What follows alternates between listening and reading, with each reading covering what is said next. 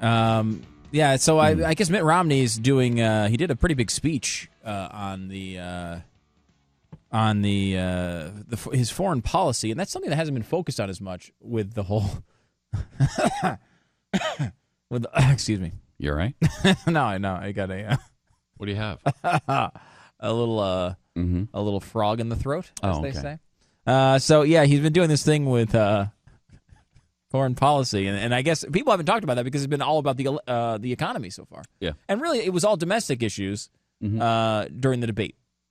Yes, it was supposed to be. It was. Yeah, no, I know. But so him making this speech.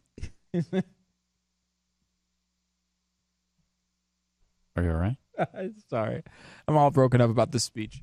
Him making this speech was so something was a big deal because of the whole foreign policy thing. He's a governor.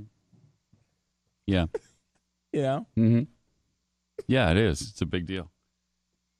So not a guy who's dealt with foreign policy that much. Well, governors hasn't been his job. Don't tend to, right? Am I right? Governors, that's not really their job to deal with foreign governments. Right. I mean, they have some trade, I suppose, but that's not really their forte. So let's watch a little portion of the speech from yesterday where Romney says that hope isn't a strategy.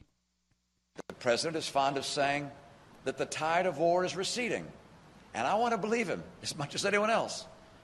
But when we look at the Middle East today, with Iran closer than ever to nuclear weapons capability, with the conflict in Syria threatening to destabilize the region, and with violent extremists on the march, right, and with an American ambassador and 3 others dead, likely at the hands of al-Qaeda affiliates, it's clear that the risk of conflict in the region is higher now than when the president took office. Yeah, and that's the stop for a second. That's the whole case of the president of the United States right now, is to hope that you believe that Mitt Romney being all right, you've blown it. I can't help You've blown it. Look at him back Totally blew it. He's just dead on the ground.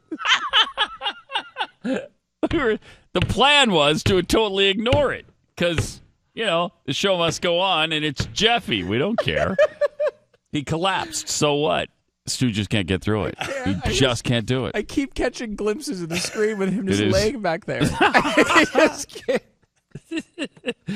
At least you didn't have to lay there for 9 minutes, Jeff. Oh, yeah. Oh my God. It was funny when you went down, though. That was funny.